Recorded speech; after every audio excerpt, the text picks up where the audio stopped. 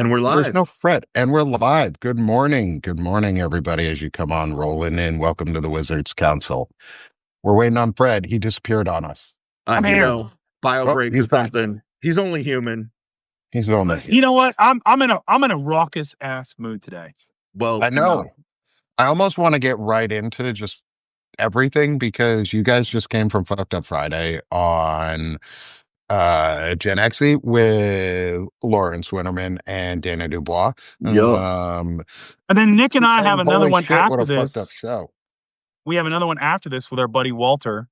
Yep. So I'm doing 3 today. Nice. I did 3 yesterday. Yeah. I saw, and I'm just so. I think I Let's did see like that shirt. 5 yesterday. You know how I love Shit. t-shirts. Let's see. Yeah, all Okay. American boy. Okay.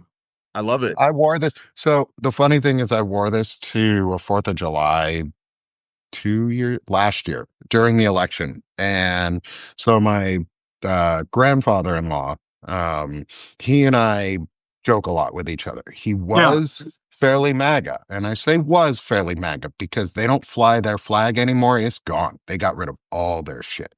They got rid of all of it. And so he and I have been, it took the immigration stuff. It really did. It took the immigration stuff for them to see it.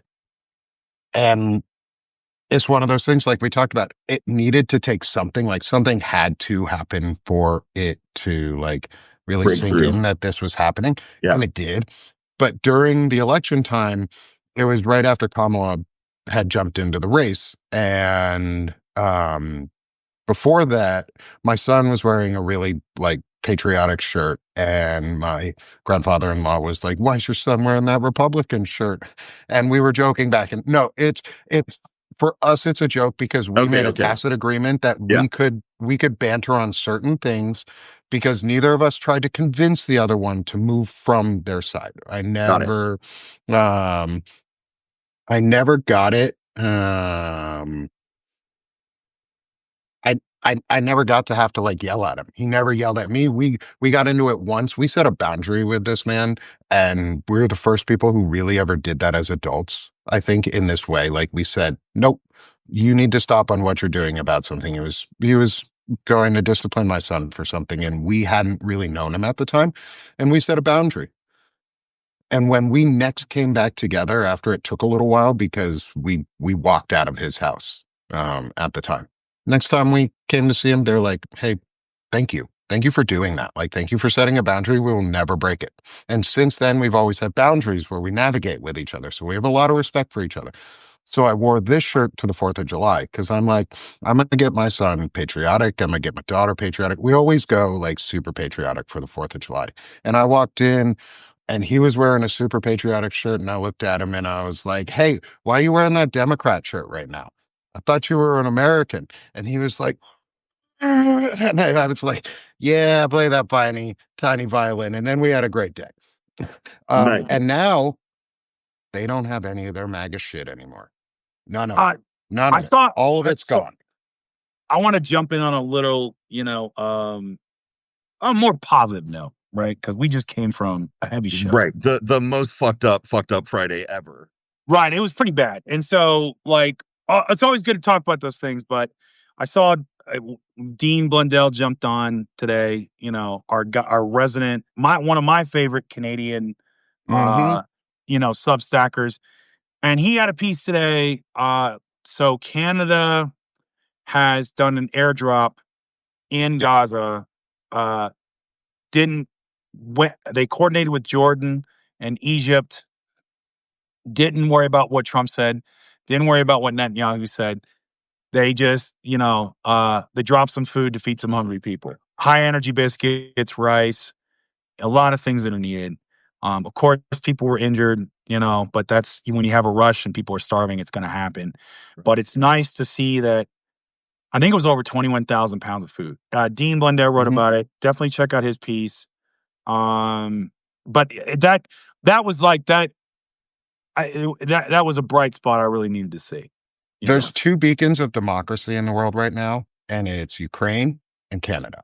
Yep. To be totally honest, it's Ukraine and Canada. They're the 2 beacons of democracy because Ukraine is standing up to the largest autocratic force in the Eastern hemisphere.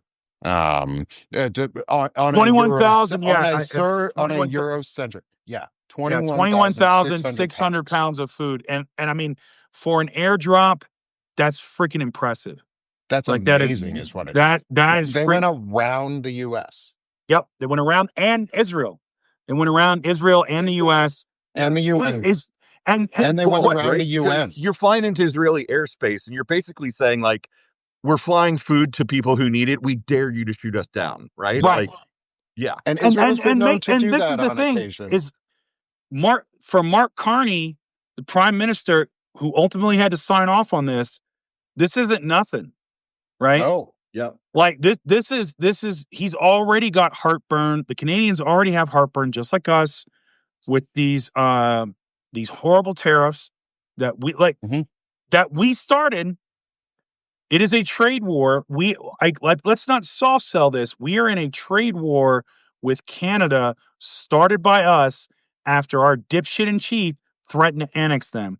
When he called the former Prime Minister Trudeau, I want to remind everybody, the governor of Canada, and absolutely disrespected the Canadian people.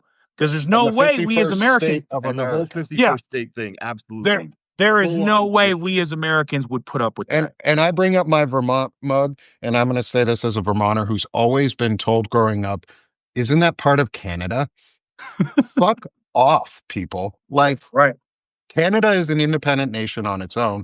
And two, Vermont bullied the shit out of Canada and the rest of the world in the maple syrup industry. And I'm going to take this with pride because we're the fucking best at it.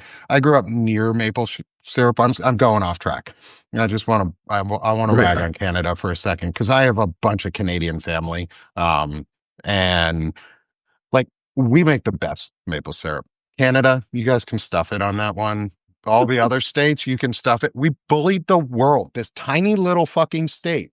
Bro. The first state to join the Union after the original 13. People forget that. We're number 14. We're that 14th star on the map. Hey, we fucking did that. Bro, I gotta let me stop you right there. Let me stop you right there. No. Let me stop you right there. I'm as American as they come. The Canadians literally have a freaking maple leaf on their flag, because they're compensating. It's a maple leaf on their flag. They're compensating. We don't need the flag. No. We don't need the leaf on the flag. They have a maple leaf on their flag, bro. Is that, like, Ontario would be its own state, right? Hey, and Quebec would never go for it. I'm as ride or die American as you can get, bro. And I love Vermont. I mean, come on, man. They got a maple. It's on the flag, bro. Yeah, but we bullied this tiny little state, the state known for snowboarding and Ben and Jerry's. Hey, man, I will tell you. Burton is from Vermont. Jake Burton, I know that guy. I met that. He's kind of an asshole, but he made a cool-ass snowboarding company, and we were all, like, decked out in his shit. Yeah, Burton is righteous. Vermont, first state that I learned to identify on a map because it's basically shaped like a V. Like, it's shaped like the first letter of its name. Well, I mean, in Florida, which is America's Wang, and you can't miss that one. But not New Jersey, America's armpit. No, well, I mean, eventually I figured out New Jersey, but Vermont, it's shaped not like ragging on Jersey anymore. Y'all are great. I love you guys. I love Jersey. You know how Lawrence, you know how we can really fire Nick up. You know how I really make him mad. Just ask him, hey, bro, what's it like being from New Hampshire? Oh, you mean those Flatlanders who live in upside down Vermont? Man, I just had the best New Hampshire maple syrup on my pancake. Guess who was not the first people to join the U.S.? Guess who wasn't? Not New Hampshire. Those motherfuckers. All I'm hearing is y'all bringing up. Y'all just bring up we were a republic. Hey, you know what's even funnier? Texas. You ain't got shit. We were the first republic to join the U.S. too. And guess what, Texas? We're the only state that can fucking legally secede. Not y'all motherfuckers. You lost that right. We didn't, because we ain't ever tried it. Yeah, but where are you going to go? Canada won't even take you in with your... Canada's not even going to take you in. I disagree. Canada would take us in right. Oh, they wouldn't. Canada would take the refugees from Burlington who are like, please, our hipster life. Canada would be like, no, especially now. Canada's just like, man, I'm surprised. They're going... Man, I'm going to make you a Free Republic of Vermont t-shirt that you can wear. Thank you. Thank you. Please do. I would love that. Canada's going to give us capital of Montpelier or whatever the hell the capital. Montpelier. It is. Hey, you know what? The coolest thing I ever learned growing up about Vermont is actually two coolest things. Billboards are illegal, and we're the only state capital that does not have a McDonald's in it. I kind of want to move to Vermont now. Trump will there's never no visit. billboards. You can drive down the highway at night and literally not see anything because any like. I kind of want to move to Vermont. Or then all the signs have to be under. I will grant you. I want to move to Vermont and be in a polypod. Is like I want to do that. It's rather expensive to live in Vermont. It's also and to one be of in the a highest polypod. places. It's also one of the highest. I don't know, rates Frederic. of If you do it right, in the country. You get the one. You're the one that everyone's paying for. That's true. Yeah, I mean, no. Here's my beef with Vermont. There's a mountain that I hiked in Vermont. Vermont ain't doing my ACL. Hiking down Mount Cardigan. Mount Cardigan. I'm pretty sure it's Cardigan. Hiking down, and I took a big step, and my ACL just went snap. Mount Mansfield. How you gonna blame the whole state for your ACL tear? Yeah, like how you gonna blame the whole state? You can't blame a whole state. After you tore your ACL, somebody at the hospital probably gave you a cup of Ben and Jerry's and said, "This will heal your soul," because that's what they do. They bring the Ben and Jerry's fairy comes in and just goes, "This will heal you." If it's not fun, why do it? That's what but I drove across the border and had a nice big stack of pancakes with New Hampshire maple syrup on it, and that's what. I bet you it was Vermont maple syrup. New Hampshire don't make good maple syrup. It's the mountains. No, I'm serious. It's the mountains. There's a difference in the rocks between New Hampshire and Vermont. Oh, here we go. It's the terroir, folk. It is the marble. The marbling in the Vermont mountains. There's more marble in the mountains than there is in New Hampshire. Is more granite based. Vermont is more marble based. And there's something in the soil. It's what happens when you don't let people cut down your entire forestry for years and years and hundreds of years. And there's a reason. There was an old saying, like growing up, that there were more sheep than people in the state of Vermont, because there were. Oh, no, Nick. Mount Cardigan is in New Hampshire. I've been holding this grudge against your state for all these years. All I gotta say is, we win. I gotta say this. Won this one again. Ain't nobody care about no marbling in maple syrup. The only thing I care about marbling in is a good Texas steak. Well, not now, because Texas. Yeah, but you do marbling in steak. Yes, maple you syrup. Care about a good amber, though. That dark amber in that maple syrup, the darker it is, the thicker it is. I'm telling you. You just let it boil a little longer, man. Have you ever had sugar on snow, where they take fresh maple syrup? They give you a hot dog container full of snow. Yeah. They take fresh maple syrup from the boiling pit and just dump it on, and it turns into. Bro, unless you're talking about a thick, dark amber who's a woman in Canada making maple syrup, I don't want none of it. Just go to Vermont. You'll find one. No. I want the good stuff, man. You don't want to go to Canada, then you want to stay in Vermont. I want the pure Canadian. To our system of maple syrup ratings. Listen, bullied them. They got the poutine. They got the maple syrup. No. Poutine. We got poutine too, and I'm gonna. Oh, now you got to stop. Man, just stop. Montreal poutine. Montreal poutine is poutine. Vermont invented poutine and the internet. No, it didn't. Vermont didn't invent poutine. We just have really good poutine, because we took what the Canadians did and then we put cheddar on it. We did, instead of their shit, we put the cheddar on cheese curds. That sounds like cheddar cheese curds are better. There's different types of cheese curds out there, and cheddar cheese curds fucking. That sounds like some Wisconsin shit, bro. Did you Yeah, Wisconsin copied us. We're older than them. My God. Will you stop it?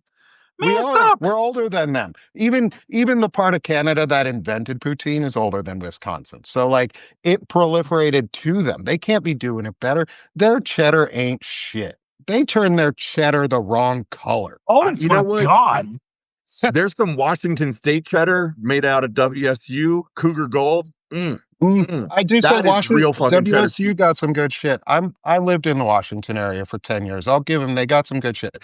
That said, they don't have Macintosh apples. I know Washington State has like some of the best apples in the world, and they and they invent most of them. Like, if you don't know, Washington State is where most of the apples in the world now are either invented or grown.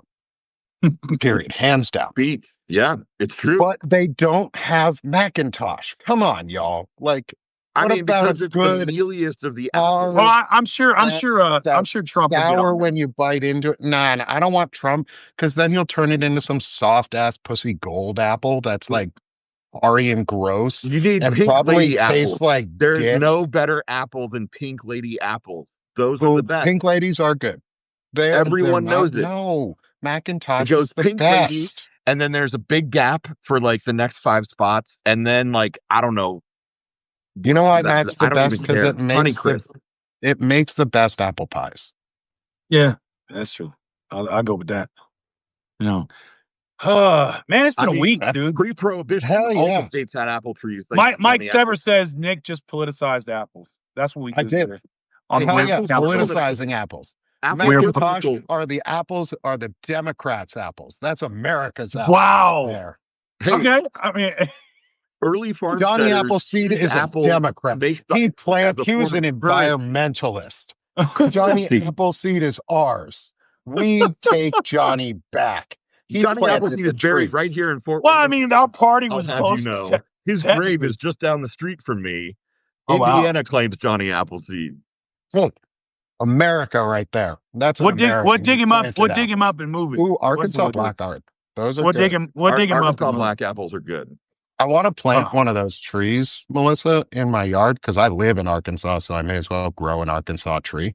And I think I'm going to plant a couple of those because they are good. Like, they're so dark red. It's almost black. It's so cool. It's almost plum-like in color. Handy tip: if you're growing apples, you need to plant apples. You need to plant a crab apple because those are the universal pollinator for most apple trees. Yeah, we had a crab apple tree at the base of our yard growing up. They're also really good in apple pie. If you use them in moderation, if you use just 1 or 2 crab apples, they add a really nice sour, like tartness that bites really well with the sugar. Plus, if you melt a little bit of cheddar cheese on top, you get the crispy, you get the savory and the sweet, and it's umami. It's an umami flavor. Right. Mike Deaver gets it from the chat. Crab apples are also good in cider. That's what I just said. Crab apples make good cider. They do. My old conservatism is riling up at this conversation, so I'm just going to reflexively disagree with y'all and just like no. And what is your? You're going to be the devil's advocate, Mr. Poag? It's not the point. It's just you're ruining America, and that's just what I'm gonna go with. You know, like I don't have a point. America. How are we? I don't have a point. America with apples. Well, because you're putting crab apples in where they don't belong. You know, like I put crab apples where they do belong. I return crab apples back to the rightful place on the apple tree. I don't make apple pies. I don't really understand it. Therefore, I'm afraid of it, and I'm going to be loud in my ignorance. That's my you're not American without telling me you're not an American. You're an apple pie phobist. That's it. I am. I'm an apple pie. You know, like now golden means like Colorado peaches and hatch chilies is like I do like. Ooh, hatch! I do love me some hatch chilies. Hatch chilies. New Mexico, but Colorado peaches, really? I thought Georgia was the peach state. Not anymore. I mean, you know, it used to be, but they're not. They're kind of like, well, you know, they used to be, but not so much anymore. You know, now that they don't have any labor to pick the peaches, it don't matter. Oh, like you know, they're going right on that. Here we go. Let's transition into politics. Let's transition a little bit. Like that's how you get there. There's no labor. Here's the thing: the dumbest shit I've seen this week. Let's talk about that. Instead of the most fucked up we had on Gen XC. Let's talk about the dumbest shit. About that. The fuck Operation Trojan Horse. What in the? Have you heard of this? Have you seen this nonsense? No. Oh, okay. So, but the name of it just makes me go. It's a trap. Oh no. This perfectly encapsulates the entire stupidity of ICE and the Trump administration, right? So the Trump administration with ICE has rented Penske trucks, okay? And they put the ICE agents in the back of them, which is all kinds of unsafe, but I won't even get into that because they don't care about nobody. Not even the own Gestapo, right? No, that's why they give you that bonus. They roll up to the Latino neighborhoods. They're still in Los Angeles, rolling up to Latino neighborhoods, and then like a Trojan horse, it comes up, and then they all rush out, and then they go and they're just literally grabbing Latinos and Hispanics, shoving them to the pavement, and arresting them. And these are people just cooking food, like got the tables out. If you've ever been to LA, they got the tamales, they got the enchiladas, all the, basically for the laborers that come by, and they're just rolling up, throwing them to the ground, arresting them, disappearing them, don't know where it's going. Okay, first of all, aside from that being completely immoral and fucked up, how is that a Trojan horse? It's not a gift. Well, because they're in the Penske truck, and then it opens up, and then they run out. Because according to Trump, the thing that has other things inside of it is Trojan. Yeah, all things that are Penske. We know Mexicans like to be near Penske trucks because they like to move things. And if you're near trucks that move, they're going to move you. So the Trojan horse had wheels. The Trojan horse. We put them at the Home Depots. My thing is, I would love for, I can't wait now that this is out. And if they try to do this dumb stuff again, is you have some kids that come by on a skateboard, and as soon as one parks, they come up with a master lock and just click, and shut it. So for anybody that's watching, there is a thing on the back. You can study this. It's a lock where you're able to lock your stuff. If you had to go overnight, you can put a padlock on it. Hell, so who hasn't moved and rented a truck before, right? Yeah. Absolutely. Well, I'm saying this. I'm saying this hypothetically for some, DC type teenagers in Los Angeles that want to get into some mischief and maybe do a little bit of. I'm not advocating it, but it's right there on the back. All you need is padlock and click, and then and nobody can open it.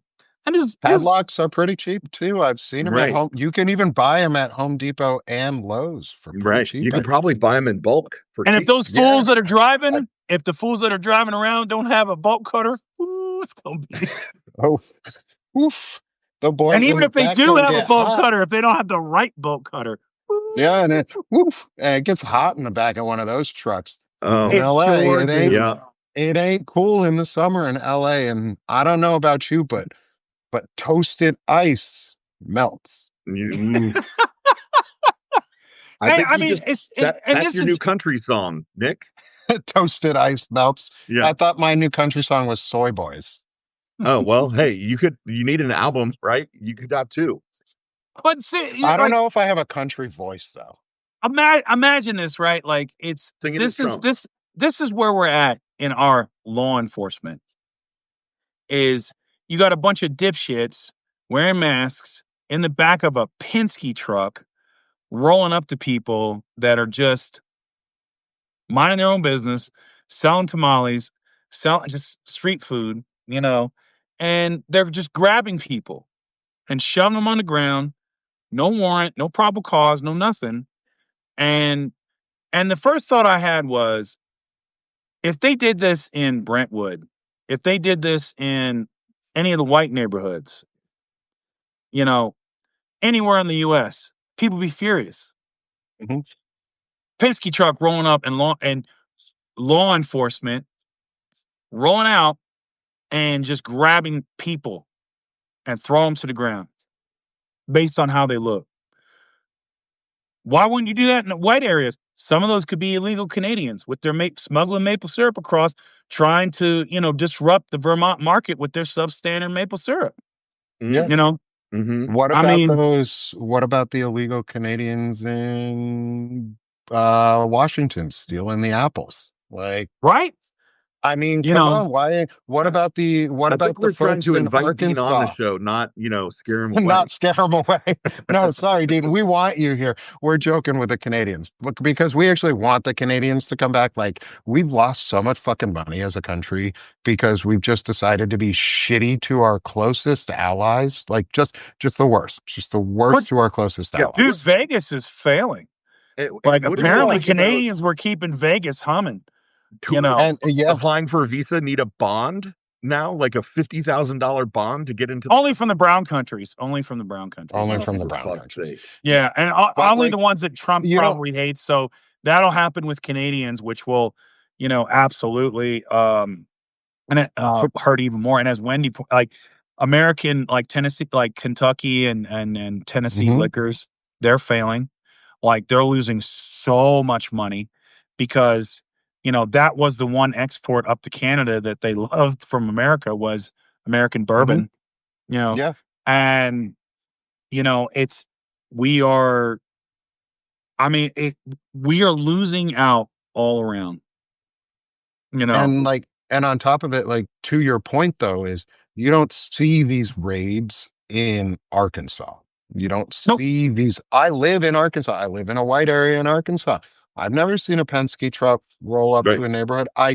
I live in Indiana. Ain't happening here. I do see that there are ICE raids in Arkansas, but they're very, very targeted and very, very quiet. They're Yep. very, very precise. They're actually targeting specific individuals at times, even if they're not doing crimes, even if they're not criminals. They're just targeting people, but they're doing it more quiet in a much quieter way in red areas because they don't want to upset the red base. They don't want to upset the white people who are sitting here who it doesn't really impact directly because they're not targeting Canadians who are white. They're not targeting British citizens who are white. They're not targeting Greek citizens. They're not targeting French citizens. They're not targeting white Russian citizens.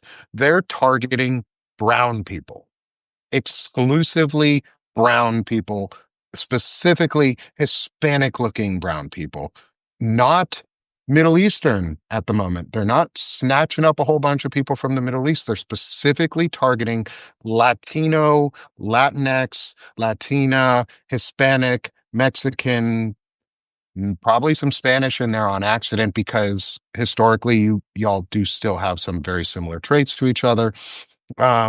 But God it's damn it, Nick! not I really white want a White people. Russian now. White Russians are good. Right? I Well, know and what here's you mean, though. and here's and here's the you know here's the double fu to us as Hmm. Americans, right?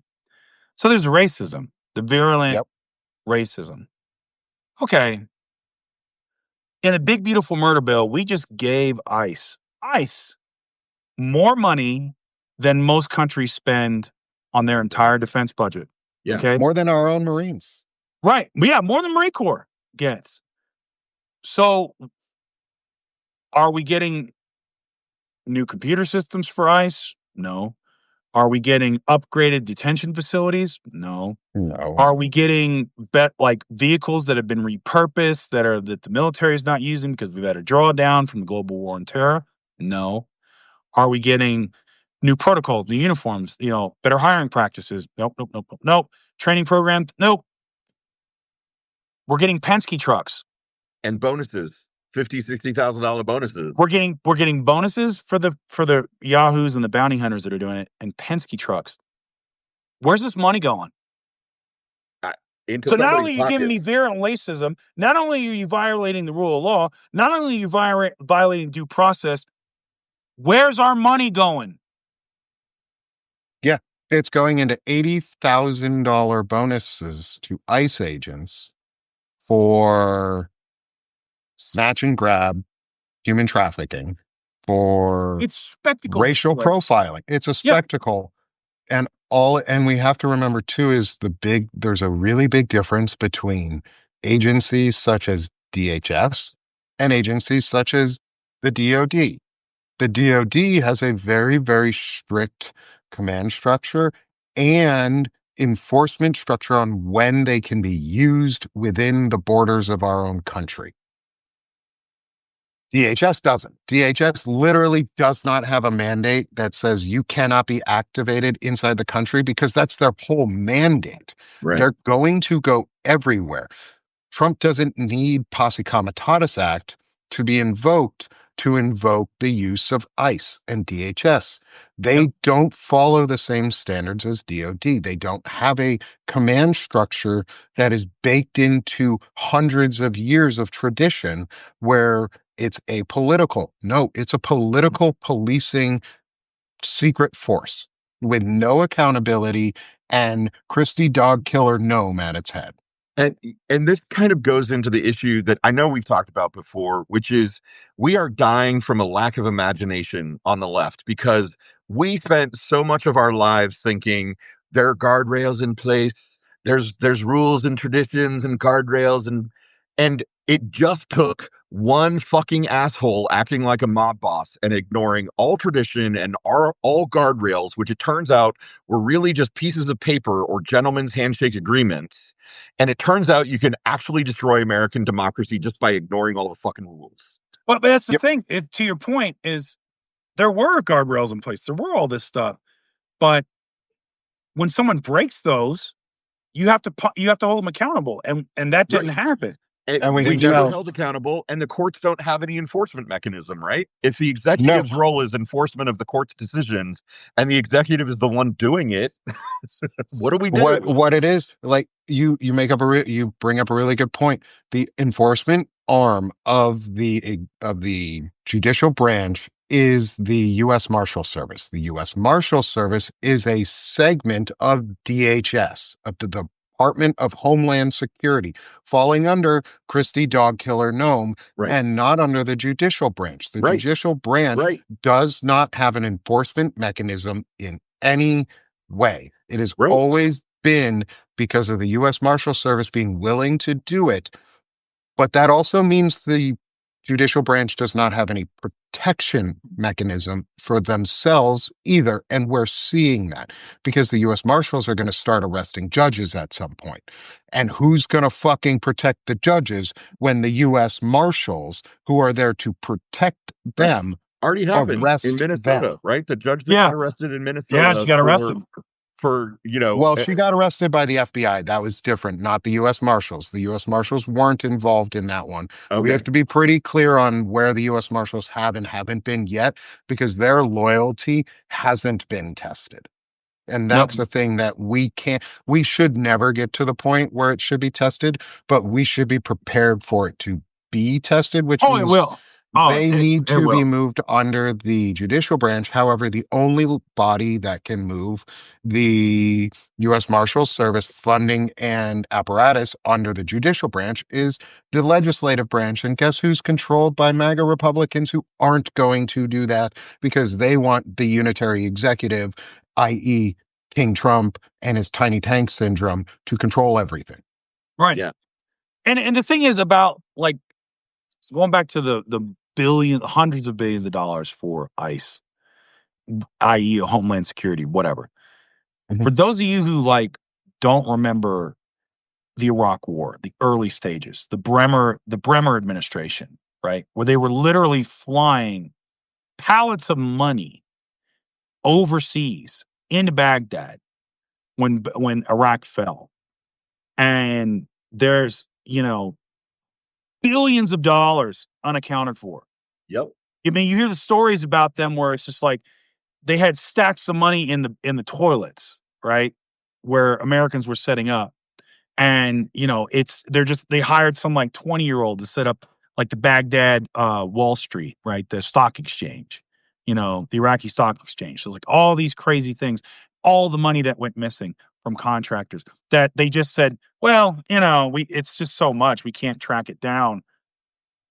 That is absolutely, even with all the bonuses and all this other stuff, that's what's going to happen with the money from ICE. It is going to be poof, gone. Oh, yep. By the time the next administration comes, it'll be gone. Taxpayer money is all gone. The taxpayer money is all gone. Because Melissa brought up a really good point, is a lot of the people who are in positions of power hold stock in the companies that are being used for this, i.e. Stephen Miller and Palantir. Yeah. Palantir got this juicy, fat contract with ICE and DHS to build an internal surveillance and security monitoring system to turn us into Big Brother. And everything that we were afraid might happen in the book 1984, guess what, y'all? It's here in America instead of England. Like, we are the Big Brother. We're getting Big Brother brought to us. Like, Palantir is the king of data aggregation and spying. And That's how they made the US military so lethal. They're so good at killing people. And guess what? They're going to use it to target Americans. They're making a shitload of money. They're using it to build an AI because guess what? Oh, sorry. One last thing on this. I do a Palin talk with Shane Urick every Monday. I went to Palantir's website on Monday this week. They don't market themselves first as a defense contracting company anymore. They market themselves first as an AI company. Let that fucking scare the shit out of you. Right.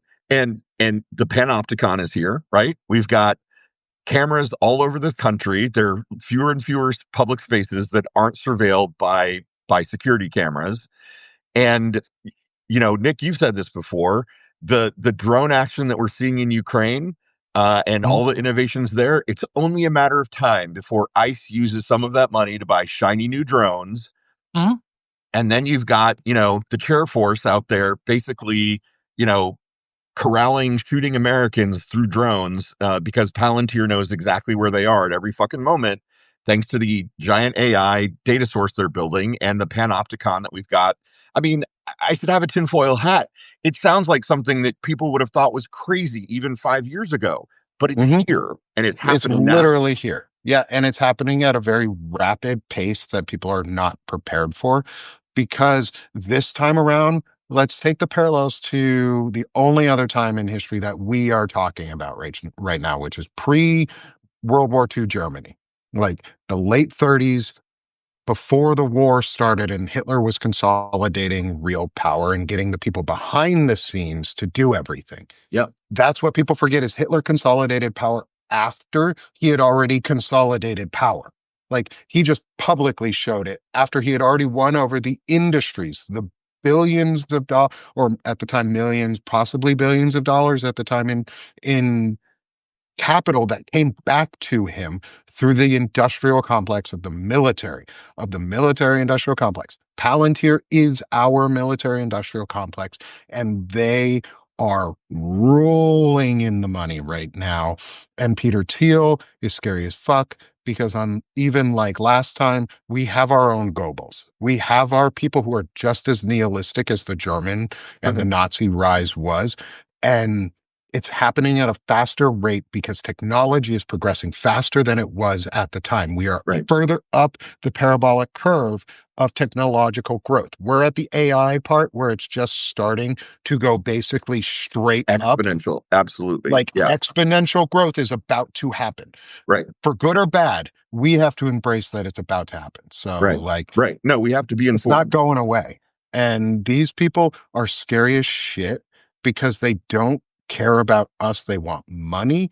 The money's disappearing. It's going to be gone. We're never getting these dollars back. We have wasted trillions of dollars at this, hundreds of millions of dollars going to go on trillions. Which just plays into the whole stagflation thing, right? That the government is literally printing money that is disappearing into the pockets of private entities, and that is going to contribute to the overall inflation picture, which we're never going to be able to dig ourselves out of because Trump is recreating stagflation.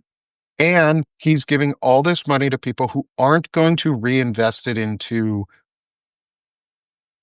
banks and stocks. They're going to invest it into crypto. They're going to buy crypto with it. They're going to get $80,000 in a bonus, and they're going to spend it on Trump crypto or some other fucking crypto scheme. And it's all going to get lost even further because all it is in reality is a grift. It's all a grift. The entire far-right mechanism of power of their version of populism is a grift. That's all it is. It's grift society. It's made for TV brought to life. It is literally Biff from Back to the Future come to life. It is grift society as a political wing. Like, we're never going to see that money. It's going to go back into Trump's pockets. It's Right. going to go back into Thiel's pockets. To Russia. We're never getting him back. Right. To God knows where. Right. Yeah. Well, Trump's made most of his money as president. Like, Jessica Tarloff on the 5 and Fox said it's around 40%. I'm like, it's probably much higher. Like, it's I would say it's way higher, because God knows, like, his values of his assets are completely just, like, He is overinflated. He is an adjudicated and convicted fraudster. Of course. And you could see the rug pulls that happened with the Trump meme coin, right? Sure. And you could see the rug pulls that they were doing in the stock market during the tariff brouhaha. Not that we're out of the tariff brouhaha, but at the beginning when he was crashing the market, thousands of points a day and then changing his mind. And there was all of this pre-mind change activity that like we literally saw the grift happen in real time. And, they're getting away with it right under our noses. So yeah, and I want to go back to a point real quick though, because there's a story I wanted to bring up, which has made me irate, and you talked about it a little bit. Let me do yours first. Yeah, let me finish, because we'll wrap this up. Yeah. Because a lot of folks are like, we're talking about some very scary things, and we're talking about like, oh dear God, this is the end of everything. Like, so this is me coming at it from a historical perspective, right? And studying systems and studying things. Like, for all these guys and all this information and all this stuff that's happening, these technological things, that doesn't necessarily, it's not a straight line to this is going to happen, this is going to happen, it's going to be this, going to be this. Because anybody that could do that would fucking rule the entire world, because that's not how reality works. Yep. Because the problem is, like, what really AI does, and big data before it, metadata, everything else, is trying to take copious amounts, like, of data and synthesize it to try to understand something. And it's with the help of technology. And even technology gets it wrong. And the thing is, there's things that you can talk about what's going on now, but you can't predict where it's going to go. Yep. Because there's always variables that you can't account for, right? And so, yeah, you can get a whole, like, Palantir can surveil this and they can get this money and blah, blah, blah. But the thing about fiat currency and everything else is it's used for something. It's this for something else. It's used for something else. So if you don't have the workers to pick and grow the food, I don't give a shit how rich you are in crypto, you're not eating, right? If you don't have the engine, like the economic engine to fuel this, doesn't matter how much, I got all this, I got, a trillion zany bucks. Great. You don't have the roads, you don't have this, you don't have that. You not like all the stuff the workers need to do. Everything is substandard. Yep. There were a lot of people at the end of the Soviet Union that were high up in the party, that for that society were very wealthy, but everything was collapsing around it, because, and that happened during the Brezhnev era, China under Mao went through the Cultural Revolution, similar to what we're having now, whereas for Mao was how good of a communist you were. And then Deng Xiaoping was his successor, and he famously said, I don't care what the cat's color is, the cat's job is to chase mice. And so where we go from here, right? What Nick's bringing up, what Lawrence is bringing up is we have to re-understand these rights we took for granted, these systems that were in place. Like, why doesn't the judicial system have its own separate enforcement mechanism that can help to maintain their independence, right? Because now that's been tested, we have to do something about it. What does privacy mean in the age of AI? How can they take can they take our faces from this live and use something, right? My ideas, Nick's ideas, Lawrence's ideas. What does that mean? What does digital privacy mean? Is it okay for a drone from the government to come and look at you in your backyard, or even use some kind of heat sensor to look at me in my basement? These are things that we're going to have to wrestle with. It doesn't mean there's not solutions, but what it is going to take is everybody getting involved. And that's part of what we're doing, right? Yep. We don't know where this is going to go. 9 times out of 10, these jackasses like Hitler or whoever, they want to control the world, they usually end up failing because because people and reality is freaking messy, and you never know where it's going to go. So anyway, I'll take it away from Nick. I just wanted to say it. So for everybody freaking out, we talk about this because we want you to prepare for it, right? Yeah. We want you to understand like where the stakes are, So if it does come to that, you're ready, right? Yeah. It's not to freak you out just to freak you out. That's not what we're about. No, So, and it's to prepare you with the information and the knowledge to know that we actually can do something in this time to impact this.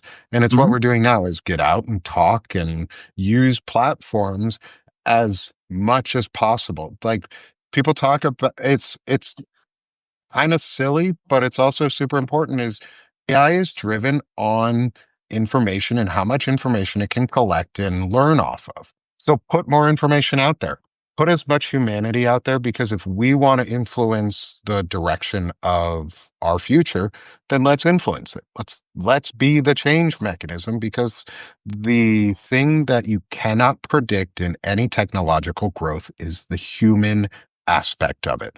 Human aspect is always the X factor in it, and we are the X factor. So be the X factor. Go do what we're doing. Like just put content out and have fun. The thing I wanted to bring back though was the story about, you guys talked about it during Fucked Up Friday this morning on Gen XE. Uh, um, and it was that the US Air Force has, basically said that if you're trans, you don't get retirement, you don't get any benefits, and you're getting your ass kicked out. Yep. And that's basically what it comes down to. But right before that story came out, I think not even a day earlier, maybe a day earlier or two at most, they said they were going to be cutting mental health services and making it easier to kick people out of the military in general. Secretary of the Army. Yeah. And I want to touch on this because I went red yesterday and I went on to Wendy, the Druid show last night with Brandon Elrich, and I fucking ranted on it because it impacts every single veteran very directly. One, they're taking our mental health services away and they're masking that fact to try and deflect on it and make other people angry about something slightly different, but still the same fucking thing, is they're then trying to take rights away from our trans service members who are they're using it as a deflection to pit veterans against each other and change the narrative because they don't want us all focused on the same thing at one time, which is mental health. Because if veterans focus on the same fucking thing at one time, guess what that's called? That's a mission. They're mission driven. We're mission driven. If you attack one thing and then tell us we can't have it and don't pit us against each other and can't get that lever in, then all veterans will come out of the woodwork and go, yo, shut the fuck up, sit down, and do what we're about to tell you, Trump administration. Because when the veterans stand up, when we all stand up coordinated together, everybody follows behind us. Not because we're anything special, but because we have a label associated with us that says veteran, that we serve, that we chose to serve our country, and we have a reason to be listened to. So that privilege, to me, says I'm going to be listened to. I'm going to be listened to right now when I say this, because I'm demanding that I be listened to, just because I want to be, is hurting trans members in this way. Hurting trans service members hurts every single veteran. And they went after the Air Force first to make a point, because the Air Force has the highest number of trans service members that would be out, because the Air Force made it safe, because the Air Force said, you're welcome here, because they openly welcomed people in. They're pruning the Air Force for a reason too, because like Fred said, the Air Force controls the drone operations in this country. And if they can magnify and make the Air Force as politically intolerant as possible and as right-wing and crusader as possible, guess what? You have the entire drone service now under control of a far-right theocrat and dictator who just wants to kill people. And that's what they want to do. They went after the Air Force first because it was a threat to their security, because the Air Force can say no and bomb somebody else. Yeah, that comes down to it to me. And they wanted to use the Air Force as a target to threaten everybody else, because it's easy to go after the Army.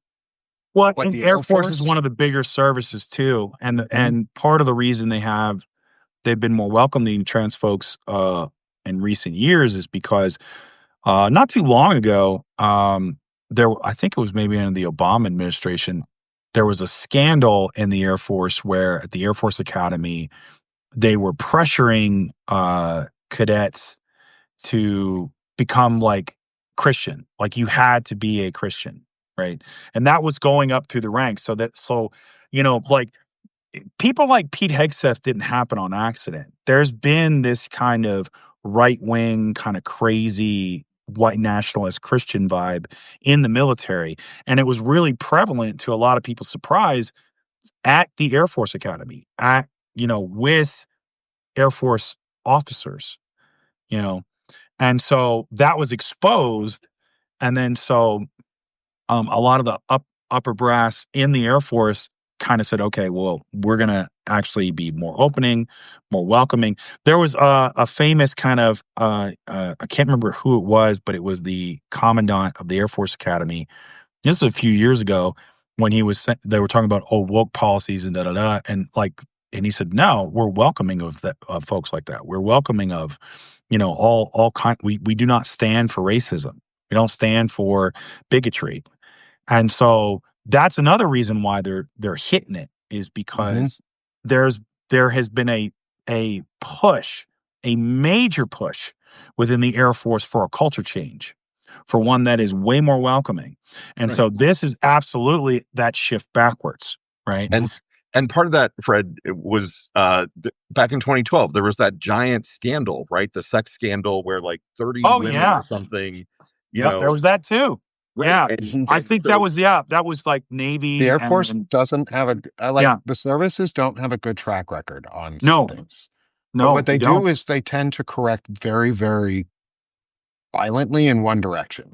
I hate Yep. to say the word violent, but that's the only good adjective for the military is they violently course correct in one direction or the Oh other. yeah, it is a jarring shift. Like, the, when the orders come down, this is how you're going to be.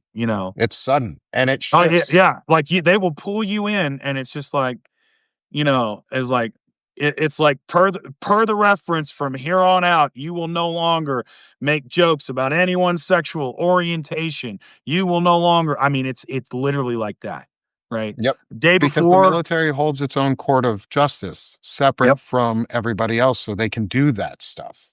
Yep, and so you might have been chopping it up, like skirts, blah blah blah. And it's like the guy who was saying that with you the next day is reading the order. Mhm. Like, we ain't Going, doing this. okay, we can't say this anymore. And if you do, you get an Article 15, which is you're in trouble. It's a write up at work. And typically, Article 15s lead to extra duty, pay dock. Like the It military, one goes of in their it goes favorite in your things to permanent do is, record. yeah, It's one of the there favorite forever things for for the life. military is take your money. Like they Oh like to yeah, I take your love money taking back. money. Super fit. It's the first thing they do. They take They your go for your money ability to first. move and they take your ability to move and money. And they say, Because you are now stuck in your quarters and you can only go from point A to point B and you can't spend any money because you ain't got any. we're gonna deduct it. Yep. Well, how can I pay my bill? That's not my problem. You should have messed up. Yep. And that's it. And so you like part like that's and because this can come down from the top, for DOD is they're putting the thumb on the scale to try to push that culture, to Nick's point, to this MAGA BS, right? So it's like firing like we talked to Bobby Jones yesterday. It's firing flag officers. Hmm. Like they're firing women, they're firing people of color. They're going to deny promotions for people of color because if you're going for your fourth star and you got to sit across from Trump and you happen to not like be all white and all male, you know, it's like he might say is like, then you get out of the room is like, nope, Yep. He and that's wouldn't not even how say it's it to your supposed to face at be. this point. That's He'd not even how it's just supposed say to it, be. yeah, I don't want you. I don't want you. You don't look good enough on TV. And Yeah, that's you don't all he look would good say. enough on TV, or you don't have this, or it's like, and you look at these people, and make no mistake, generals in a way are political appointees. Congress authorizes it, right? And Hmm. so it's partially political, But you look like normally it's the commands you've held and what you've done. And so when you put that person in the seat, like they know what they're doing, right? You can be assured, they've worked with our allies. They've done all this stuff to where they understand what the job entails. We are not going to get that. We will be less safe. Do you think that any person that they don't have to be trans, right? They could be anybody who's thinking about a career in the military is looking at this now going like, oh shit, I don't know. Like, Right. And Walter Ryan, because let's make no mistake, there are people of color who are military families. That From the tradition get-go. may end. Military families make up 1% of our population. It's a very, very tiny percentage, but you're talking about people who've served for generations. Yeah. Who it's a family tradition. You will go into the military, one of the 4 services, because it's people like Bobby Jones, people like freaking Ken Harbaugh, people like, like my family was a federal service family, right? My dad was Navy. He was a hurricane hunter in the 60s. He went into National Weather Service. My mother was in federal service. She was in, she started out, she was in the VA, forestry service, like you name it. My sister was a West Pointer. She was a President Management Fellowship. She worked at HUD. She worked at the Department of Interior. I was the oddball with just my stint in the Marine Reserves. That was it. So I was the one that's like, oh, he's a slacker, right? He didn't go active duty, And so, but I planned on going to college. I was going to college to become a Marine Corps officer. I was going to do the reserves in college and then and my knees got busted and that was it. So you are hurting force readiness with this. You are not making us stronger. You are making us weaker. Yeah. Weaker. And to put a bow on all of this, because I know, Fred, you and I got to hop here for a conversation with Walter Ryan. So I'm going to introduce Walter Ryan real quick just for a second, because he made a really good point yesterday or the day before. He said, if you cannot have the best of the best anywhere if you exclude women. Right. Period. Which means you cannot have the best of the best if you exclude any gender or any orientation that is not a strict line box that they want. So we can only ever have the best of the best in the military, the best of the best in our governmental services, in teaching, in anything, in business. You have to include all of the population, because everything. then only can you truly compete for the best of the best. Right. And all minds make that tide rise. Like the more bright minds and the more ideas make the other ideas better, because then you build and you grow. So to leave it on a good point tonight or this morning, because I know we went through a lot of stuff that's probably pretty scary, is we are showing what it's like to include and find the best of the best, because we're not excluding people from this conversation. We want to invite every person in who has a voice that's worth listening to. There are things we will not tolerate. We have a baseline of sovereignty, of rights for people, but we will welcome you in if you're willing to discuss and learn with us. And so go be that learning force, welcome people in, and don't exclude half the fucking population because you're just a bigot and you're afraid that you'll lose your job because you're not good enough at it to actually compete against all of the competition out there. That might just be better than you and too fucking bad. If you're not good enough at it, go find a different job. Yeah. 100%. 100%. Sorry. I love you guys. Thank you for joining us this morning. Lawrence, do you want to close this out, really? I mean, I think we had an amazing conversation. Just happy to be here chatting with you guys. Thanks to everybody for showing up. It just gets hard, man, real quick for me with just talk, when some of this delusion about Vermont, like I just, yeah. Yep. Bringing it back. We'll see. That's Fred. it. I got to bookend it, hour baby. to I got to talk, right? bookend it. I got to We bookend got it. it. Hey, I appreciate y'all. Talk to you So later. Nick and Walter Ryan and myself will be on a live right after this. I got to go make it, but it'll be on my show. Lawrence, as always, thank you so much. Gen XE with Lawrence Winnerman, the man, the myth, the legend. And Dana Dubois. And Yep. Dana Dubois, the late but great. The late. Yeah. But The late but great. Dana Dana Dubois. Dubois. And Melissa Corrigan. Yeah. And Melissa Corrigan. Yep. Who jumped we'll be in. seeing again next week, too, for a vet talk. 100%. Awesome. Nice. Thank you, everybody. Look forward to Thanks, seeing everyone. y'all. Have a great Appreciate weekend, y'all. everyone. Bye. Bye-bye.